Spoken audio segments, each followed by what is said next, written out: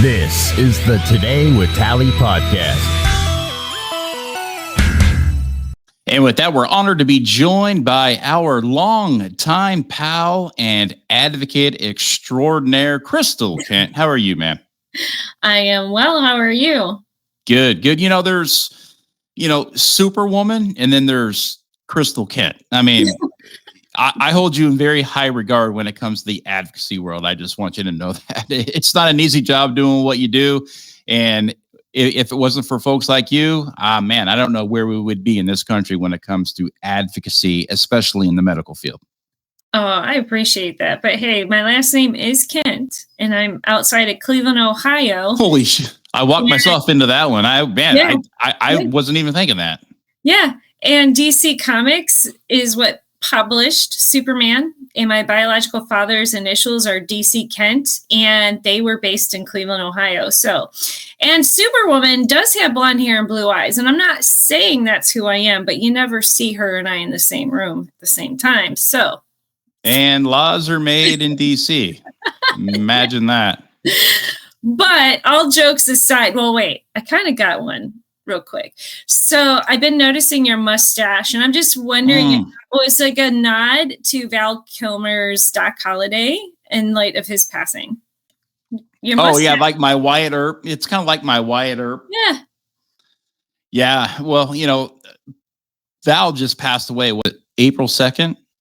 Yeah, around there, yeah.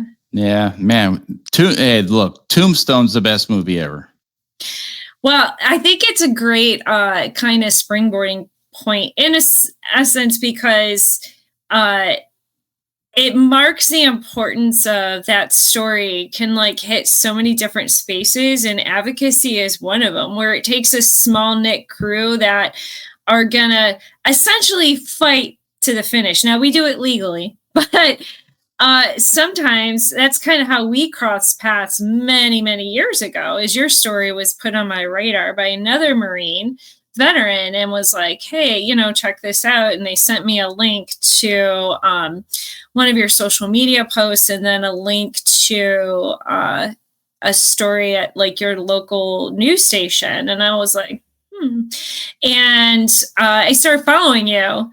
And then I hit you up one day and I said, okay, you don't know me. I'm just some chick from Cleveland, but I'm going to support and help you on this. Right.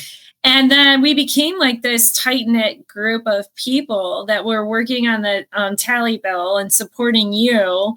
And in a sense, that kind of reminds me of Tombstone, where it was a small group of people while, so, you did everything right, but there was times I was the microphone and calling out some lawmakers being like, hey, you need to support this bill on social media. But in essence, if you think about it, that's kind of what advocacy is about. Like, we're in the trenches fighting with each other for, the betterment or justice for everyone in our communities that we represent. So I kind of wanted to tie that in and bring that to the point of honoring Val Kilmer, but also just how different points of Tombstone can be relatable to what we do. Because, sometimes it is fight, a fight from start to finish. And then we finish and pick ourselves up by the bootstraps, and we start again on another advocacy initiative. So, hey, man, you said, well, we do it legal. Well, if you look, if you remember the end of the movie, Doc Holliday, he says, and this time it's legal. Yeah. He was deputized. And so I think that was the best part of it. Just goes to show. And of course, that's why when he died, he said, this is funny. My hypocrisy knows no bounds. You got this, outlaw that's now got a badge, so I loved it. Yeah, it's perfect. So, yeah. So that's a good parlay into what we're doing. And we were actually kind of connecting on another platform. We were like, hey, we got to catch up. We haven't talked in a while.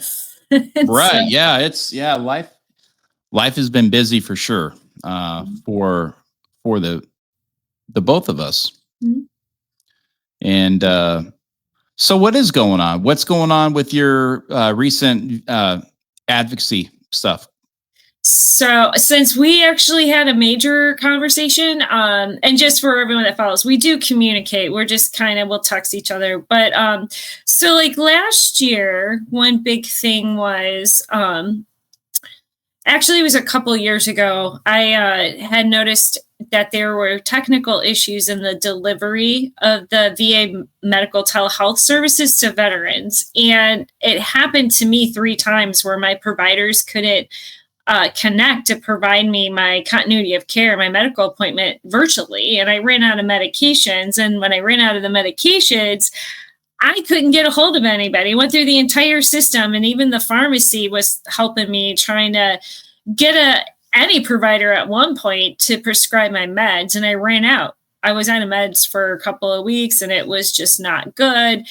And when that happened 3 times, I was like, okay, it's time to look into this further and actually research how prevalent this problem was. So I did an independent poll through my organization, Veteran Voices for Fibromyalgia, and polled over 500 veterans just to get a snapshot of if this was affecting veterans other than myself through the VA. And it turned out that it was happening in large amounts, where we were seeing about 60% of veterans reporting that, yeah, they had a scheduled telehealth appointment where the provider didn't connect or couldn't connect. And then of that amount, I think it was like 52% said they ran out of their medications as a result. And that's a pretty large number, even though it's a small sample of veterans. And even if you take in a margin of error of about 10%, that's still about 42% of veterans running out of medications as a result of the telehealth delivery technical, issues. So I went through the gamut of going through the VA and filing a formal patient rights complaint, and then went to a congressman at the time. I went to one of my senators who is not my senator anymore, but was serving on the VA Senate committee. And then I just kept plugging away until May, a year ago almost, of last year of 2024, I actually met face-to-face with the VA secretary, and I presented the issue from my own personal experience. This is what happened to me, ran out of medications, couldn't get any help. And then I told the VA secretary, if this was happening to me as a veteran, it's got to be happening to others. And I explained I did the poll, and then I shared the poll results it was like a live taped meeting. So it was like streaming on YouTube and social media and all this stuff. And after that, I started getting a lot of communication from different teams throughout the VA about this issue. And my thing of it is, I'm not the type of person that says, here's a problem, you need to fix it. I'm the type of person I say, hey, here's a problem. It happened to me. I investigated it further just to see, if this was something that was occurring at a higher prevalence rate, and it was. And so let's partner together to create action plans to, what is our response going to be to veterans when this happens to ensure continuity of care and that they're getting their medications as prescribed and they don't run out and go through withdrawal, or they might have a life-threatening illness like diabetes or a heart condition or cancer, or, a veteran that's struggling with PTSD and might be at risk of suicide if they run out of those meds. So what's our reactionary plan going to be? But what are some preventative steps to reduce this happening?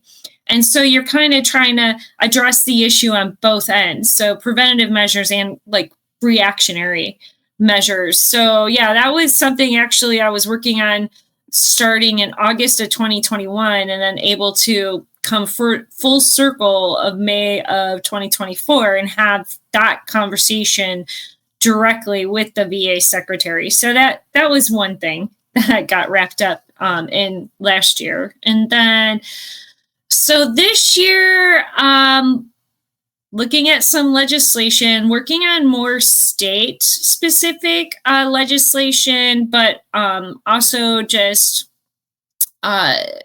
I advocate obviously in both spaces of veterans and fibromyalgia. So like this year, my team at Veteran Voices for Fibromyalgia had submitted 44 requests for proclamations to their state governors for Fibromyalgia Awareness Day. And as of today's date, we've received 12. Ohio sent mine like back in February. They're like, yeah, we know her, just send it to her. And then also submitting proclamation requests to our state governors for June 12th, which is Women Veterans Day. And then been working on some states and federal resolutions for both Fibromyalgia Awareness Day and Women Veterans Day. So right now we're almost midway through the year, but those are some things that I've been working on with my team and organization. And working on some other things that are not related to the veteran space, but with the animal space. So that's different.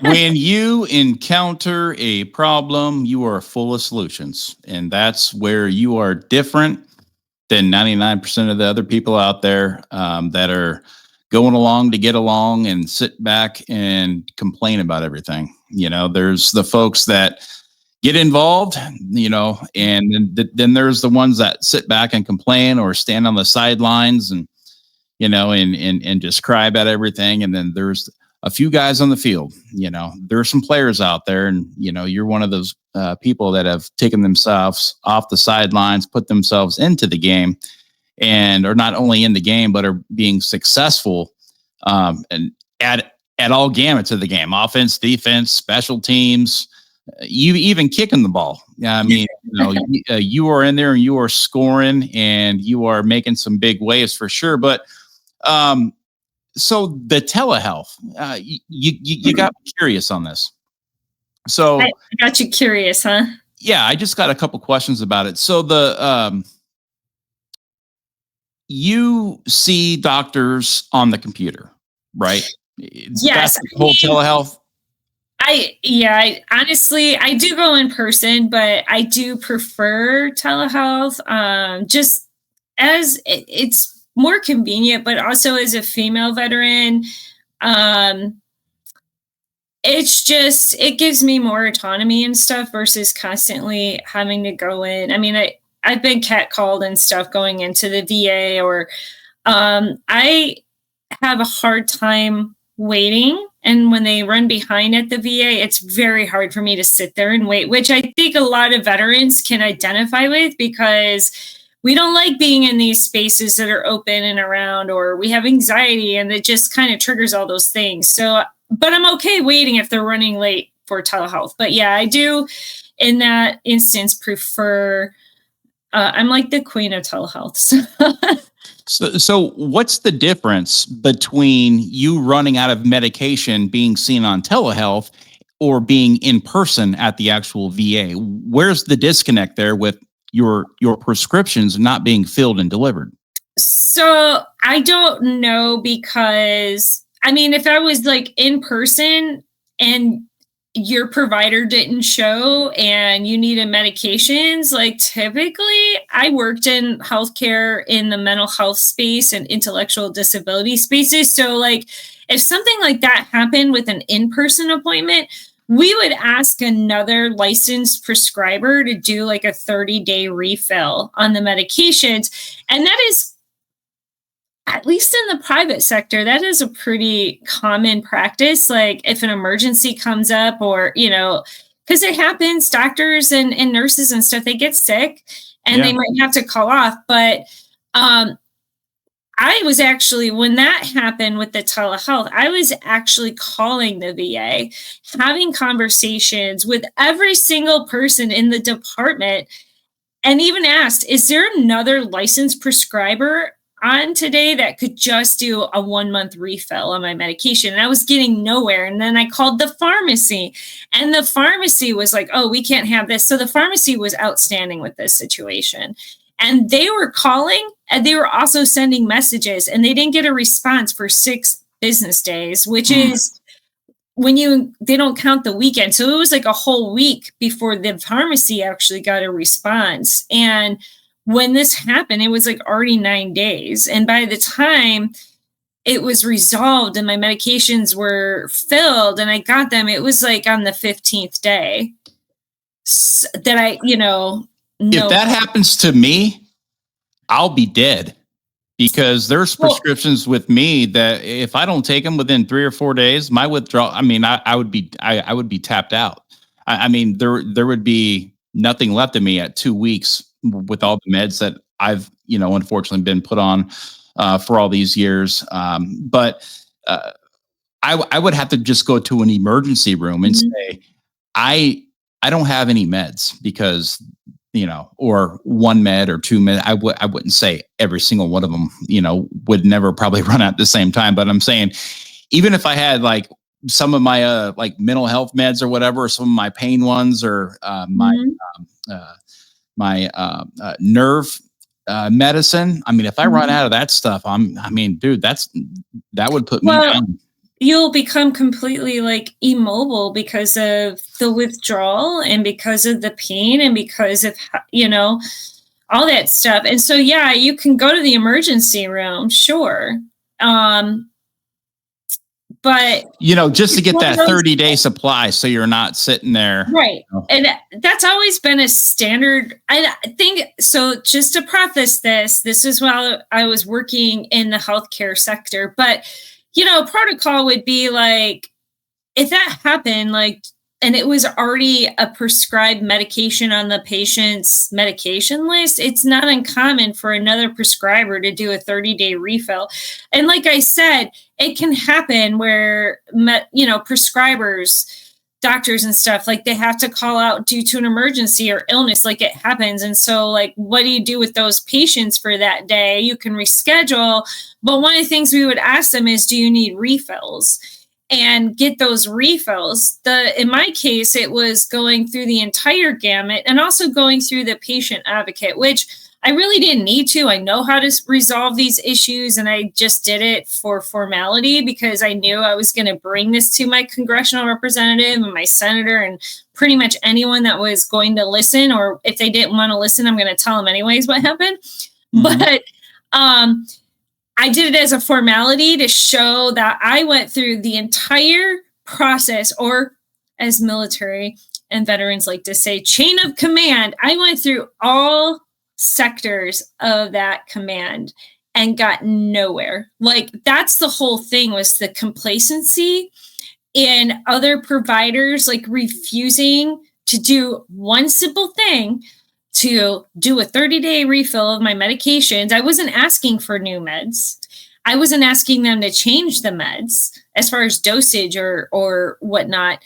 I was just asking for them to fill my already existing meds so I didn't run out. And so I went through the whole process. I went through the chain. I went and did everything right. And I know what to do from my own personal experience. And it's like, okay, so the system on every single level failed, with the exception of the pharmacy, because the pharmacy was getting the same response.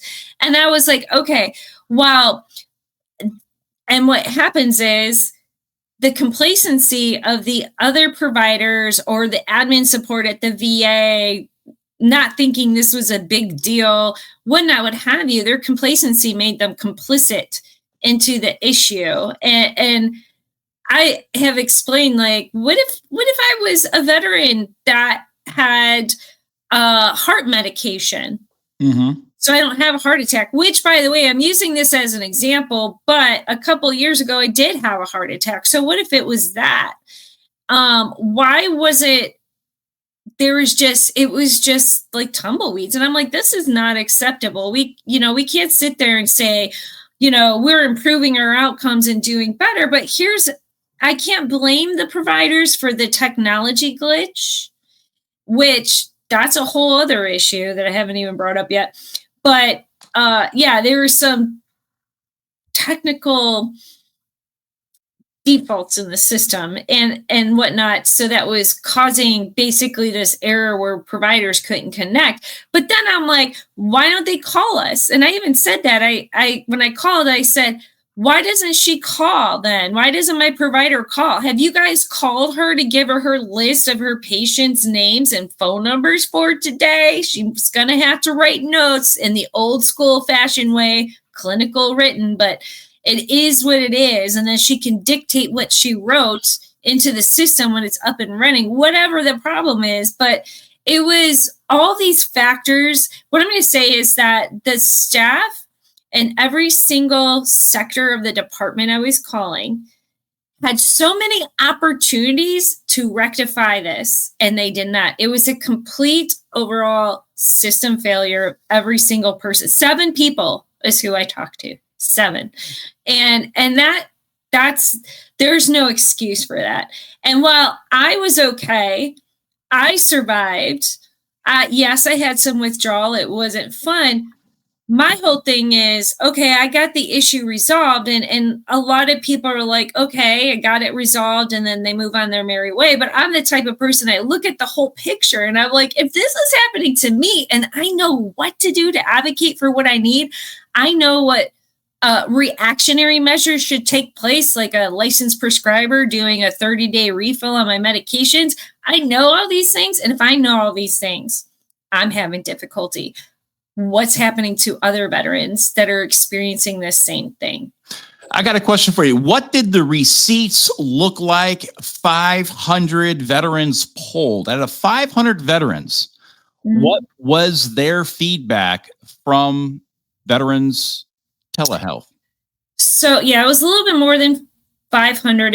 I ran a short independent poll for a few weeks. And so like 60 or 61% reported that when they had a scheduled telehealth appointment, their provider failed to provide them that appointment virtually, whether for whatever reason they didn't connect, the provider no-showed, who knows? But like 61% reported that they had a scheduled telehealth medical appointment and the provider failed to provide the care. Well, you could poll me. Okay. Poll me right now live. Let's go.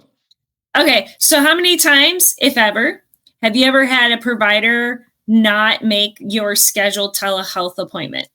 0. Okay. Have you ever had any in-person appointments scheduled that the provider canceled last minute or no-showed? Yes, they called in sick twice. In person, and then another, I want to say once or twice, they actually called me the morning of, like, if my appointment was at 11, they called me at 9 and said, hey, we've got to reschedule. Your clinician is not coming in today, or they're sick, or they got sent to another VA. So very, very rare though. But it has happened a few times.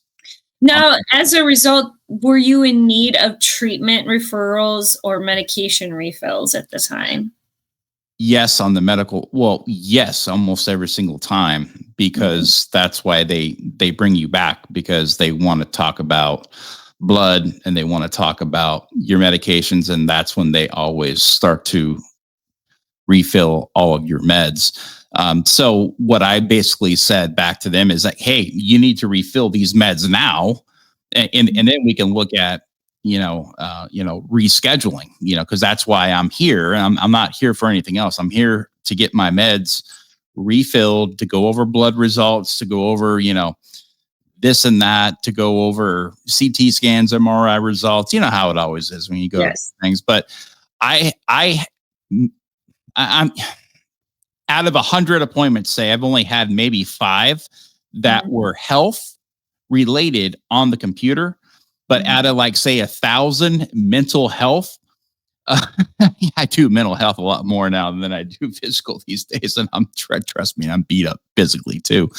But I try to do all my mental health on the computer, on telehealth. And I could tell you every single one of my classes that I take, I do a lot of courses and classes and stuff when it comes to a lot of mental health, and they've never not been there. They've never canceled any of the classes, and they've only canceled one of my appointments, one of my doctor's appointments with the psychologist or psychiatrist. But they actually called me like 2 hours before. So I'm very lucky, when it comes to telehealth. Now watch next week. Knock on wood, throw some salt. I'm going to be no call, no show tally. Uh-oh. But I think though, so like I said, this was an issue that started in the summer of 2021, right? But And also too, every VA is different. So, if yes you're and in no. yeah. The technology is the same across the board, and it was a technical issue that was the problem here. Well, I guess I'm just lucky.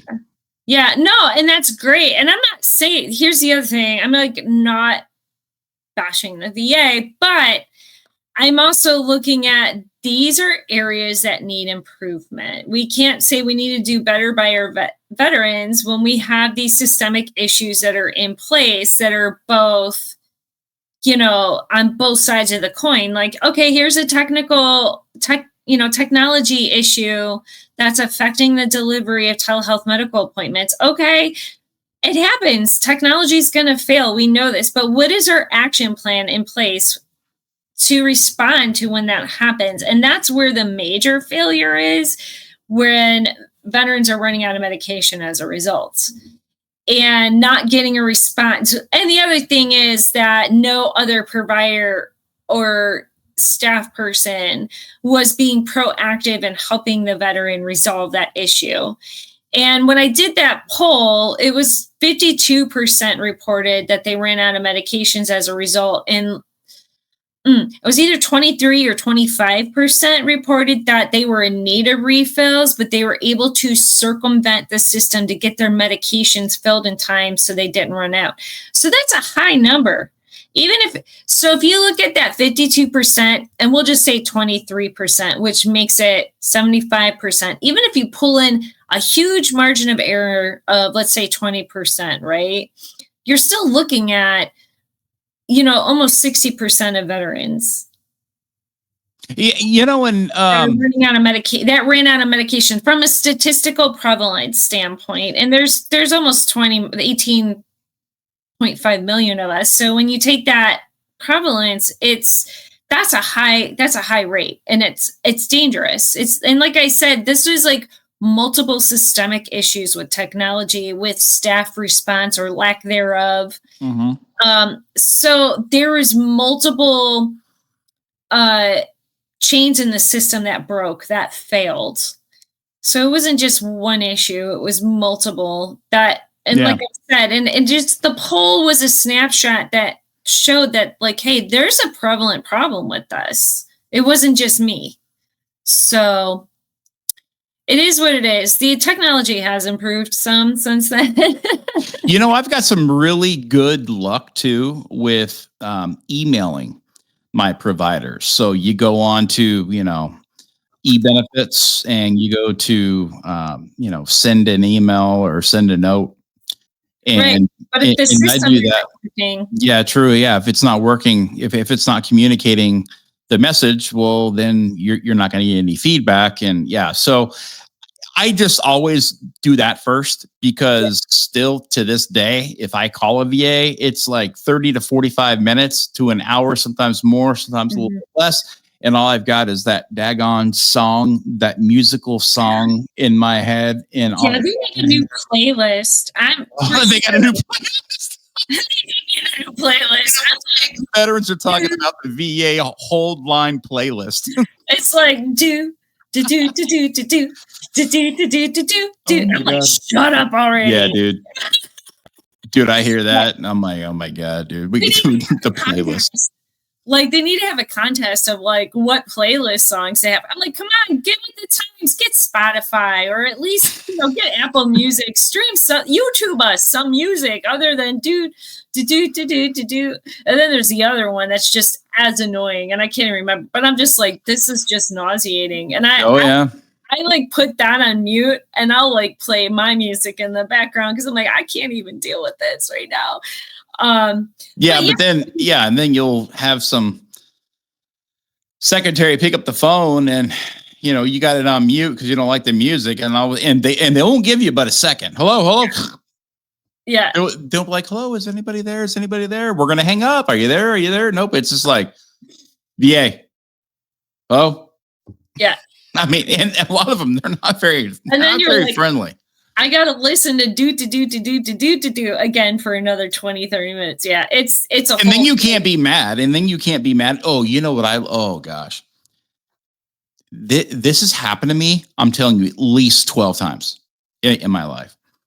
I have been on the phone over an hour and they finally answer it. And I say, hey, I'm calling for this and that. And then they'll go, hello. And then it just goes dead.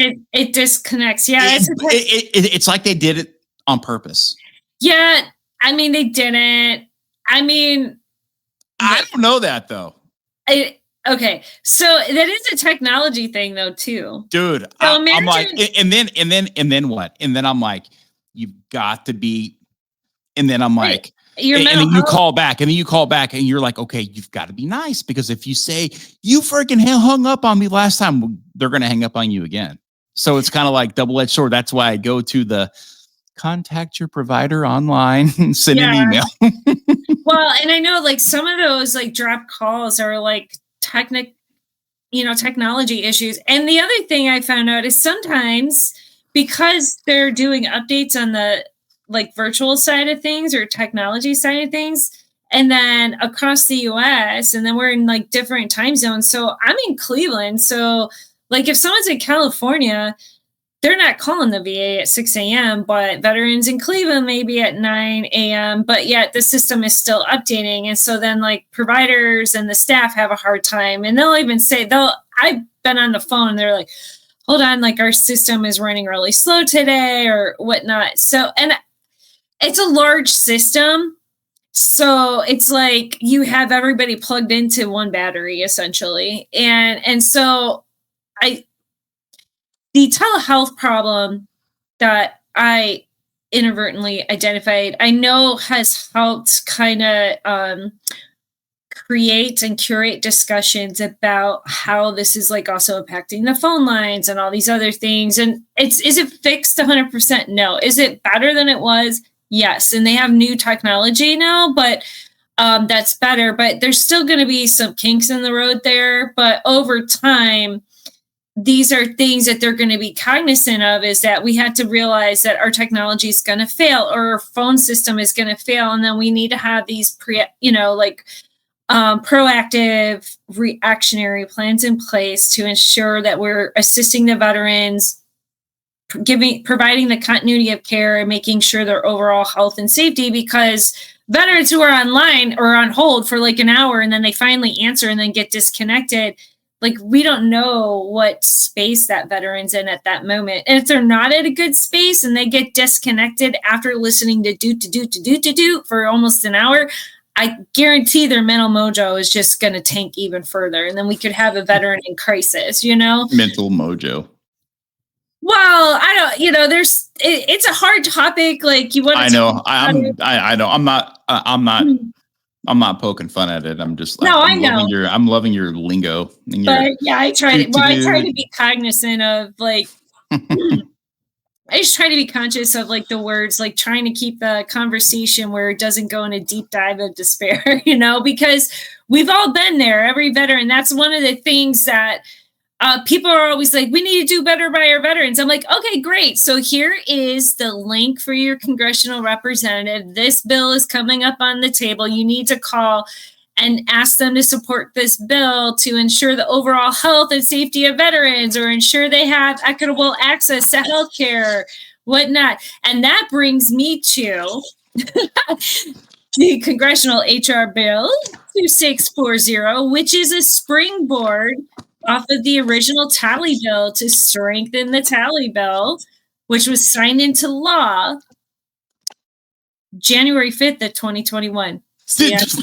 Whoa! I know it, brother. So now it's your turn to tell me more about this. I want to say complementary or kind of like sister bill to the original Tally Bill, which is known as the VA Accountability and Transparency Employment Act.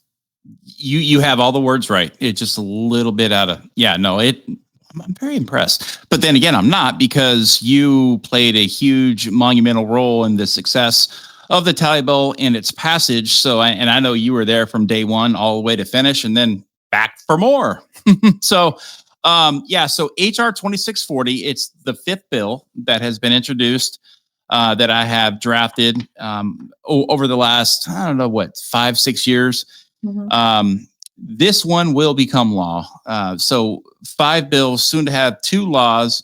The first one, the Brian Talley VA Employment Transparency Act, closed the loophole, the whole independent contractor clause, and all that.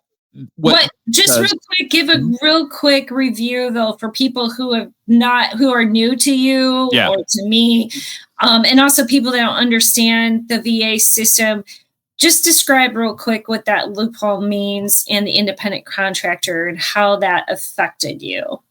So what the VA did in 1946, I think they had good intentions with it. They're like, hey, look, if we have an independent contractor that's working within the halls and the walls of the VA and they screw up, you need to sue them in state court in whatever state that VA is in, because they're not VA employees. So that means that you can't sue the federal government and do anything, because these people don't work for us. They're here on an independent contractor agreement, and they are provided by, agency X. And so if you have a problem with them, you need to go sue agency X. Well, this became very profitable over generations, over a 75 year period, because now the VA says, hey, look, let's keep the independent contractors and let's just completely inundate the system with them. Because if there's any medical malpractice that happens, it's not going to be against the VA. It's going to be against provider X or agency X or agency B or whatever it may be. And so that's a good way that they could deflect and deny all the liability and culpability away from the backs of the VA and put it on these unidentified independent contractors. But nobody knows who they are. They have VA doctor's coats, VA badges, VA business cards. They have the VA laptops, everything about them and everything about the law, especially when it comes to like tax law and just running a corporation. Those would be considered employees by any tax code, because they go to the same place every single day to work. They got keys to the building. They use the printer, the fax machine, the phones, all the equipment that's provided for them. So what happens is, over these years and years and these decades, the amount of medical malpractice claims have kind of gone down, while all of the liability is being stacked over here. So the VA employees are screwing up less, but the independent contractors are screwing up more. Or so it seems. If you're not evenly stacked, if you have more independent contractors, it makes it look like your VA employees are less culpable, when in fact it's independent contractors. You have, if you're 30% VA direct hire medical employees and you're 70% contracted medical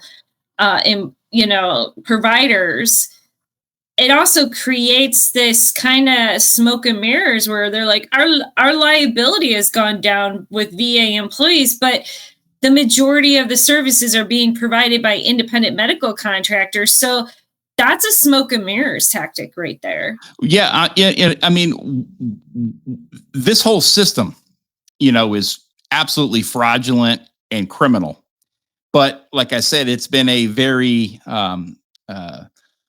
the system has been very, what's the word I'm looking for? Very profitable for the VA. And you don't need a lot of independent contractors. You need just enough, because if they could just tie one independent contractor to your medical malpractice or your negligence, they could see their way out of your whole entire tort claim. Additionally, they can hold on to all that evidence and run your state statute of limitations before they let you know that, oh, and by the way, we found that the person that we're holding responsible for this is an independent contractor.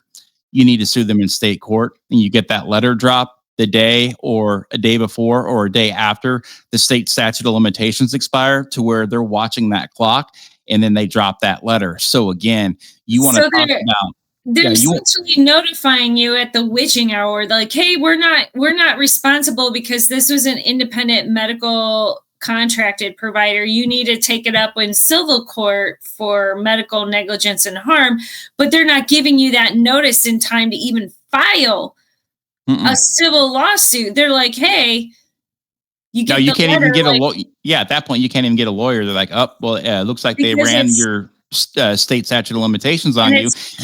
And that's how they protect. States, it's different. Some states you have a year, so other states you have 2 years. So, so then that's what that's how they did. Yeah, well, that's how they protect the independent contractors too. Mm-hmm. You know, they're like, hey, you come to work for us, and we're going to protect you too. You know, it's not just a one-way ticket. You can come in and screw up. And, and it always doesn't work that way, because a lot of the times when a veteran falls victim to VA medical malpractice or negligence, it will be a VA employee. So it'll run its course through the Federal Tort Claims Act. But in my case, it was an independent contractor. And the more uncovering I started to find out is that this has been going on for well over 70 some years. And there's been tens of thousands and thousands of veterans that have fallen victim to this very loophole. And the government doesn't come out and say, oh, we didn't do anything. No, they come out, and that's the bad thing about it. They admit fault. And they say, we're so sorry. We need to do better. We are going to, take care of this. We're going to settle your claim. We're very sorry. And then they still do an about face, and they leave that veteran and their family holding the bag. And 99.9% of veterans give up. They end up losing everything. They lose their physical health, their mental health, and they end up just going off the deep end and really just disappearing from life. And what happened to you? You were the driving force behind the tally bill to close that loophole that now requires the VA to inform or notify the veteran what the employment status is of that provider within, 30 days or 90 days? 30 days. So that if it's an independent contractor, they have plenty of time to address the issue on the civil side if it's a contracted medical provider. And now you have HR bill 2640. Yeah. So HR 2640 is the newest piece of legislation. And, it's basically, it's the Brian Talley VA Employment Transparency Act of 2025. And what this does is it offers additional safeguards and even more of a clear path of legal recourse, for all veterans that fall victim to VA medical malpractice. The current law right now is that they have 30 days to give the employment status of the said clinician listed on the form of the complaint, listed on the form of the actual federal tort claim itself.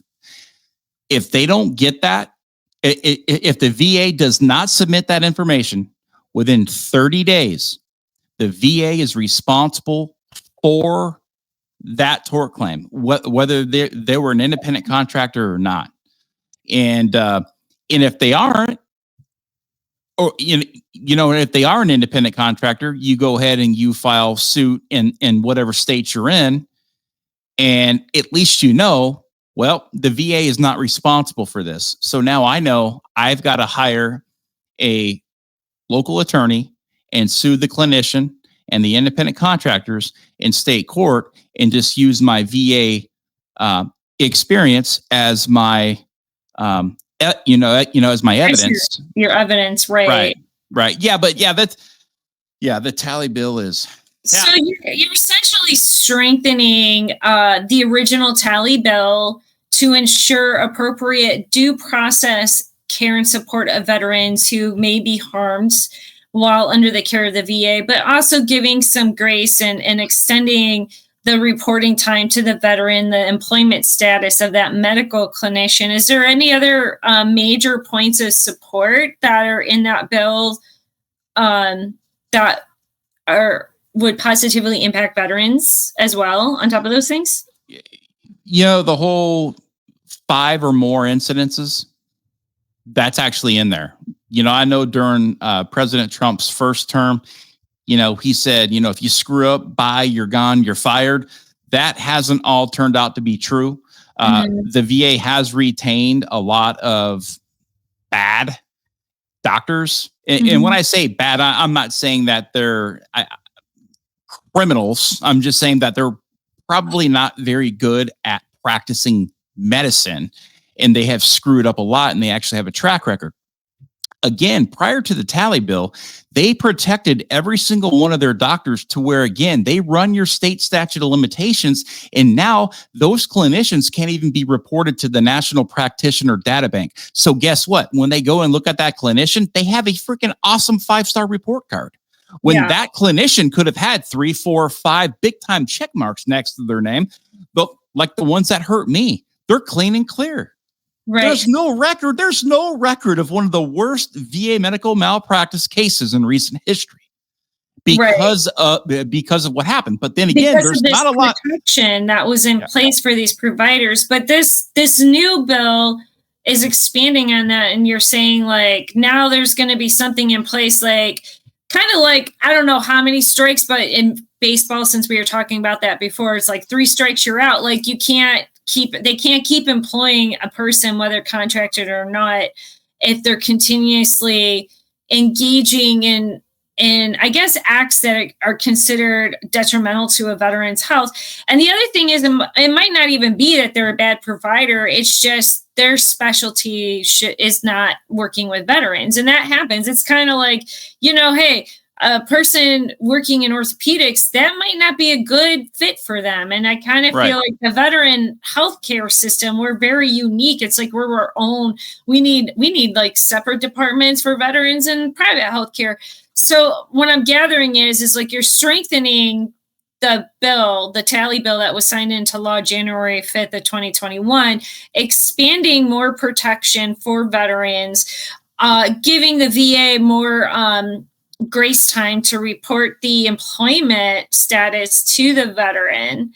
And all this is to ensure health and safety of veterans, making sure we're maintaining providers that are actually practicing and doing their job well versus not having any accountability. And we have providers that are not doing it well. And then it's further protecting our due process rights. So in a nutshell. And so with that said, I just want to say, everybody that listens in, one way you can support veterans is by calling your congressional representatives and your senators when it gets to the Senate, but asking them to support the HR 2640 bill. Yeah, and it's a 7-page bill, and it's got a lot of good information in it. I spent 2 years in the shadows in the 118th Congress in both chambers, in both committees, background, getting this completely done and ran through, like I said, each committee, tons of meetings, a lot of freaking sausage was made, a lot of compromise was had, but we took a 3-page bill, the one that passed on January 5th of 2021, and we turned, and that's still all law today. But then we added an additional 7 pages to that to completely close the loophole for good and never look back. Like this is the fix-all for everything medical malpractice and gross negligence related to the VA. And so this is about as important of a veteran bill as they have in the VA, because this right here is everything. This is the definition of accountability, justice, and clear and concise transparency and veterans' rights. And this is why it's so important to call your congressional representatives and senators on this bill, advocating very diplomatically but strongly that they vote yes on this bill. Is that the original bill that ended up getting signed into law January 5th of 2021, it took how many years? 5 years? 6 years? It took many, many years to get the original tally bill signed into law.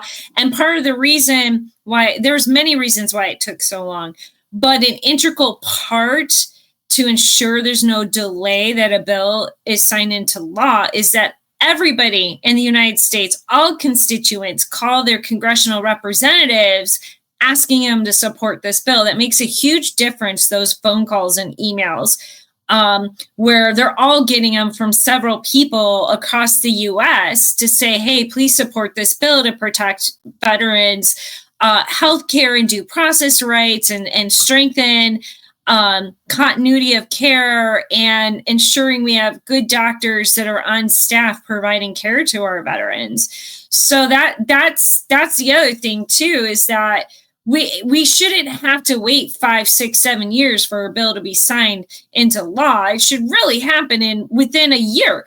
But this comes down to the mantra that I always hear and see on social media. We need to do more for our veterans. And here's everyone's opportunity to be a small piece in the big puzzle, big picture here to help veterans. How a simple phone call or email to your congressional representative asking them to support the HR 2640 bill to ensure that veterans are being protected. And by making those phone calls or sending those emails, we're all doing our part to make things better for veterans.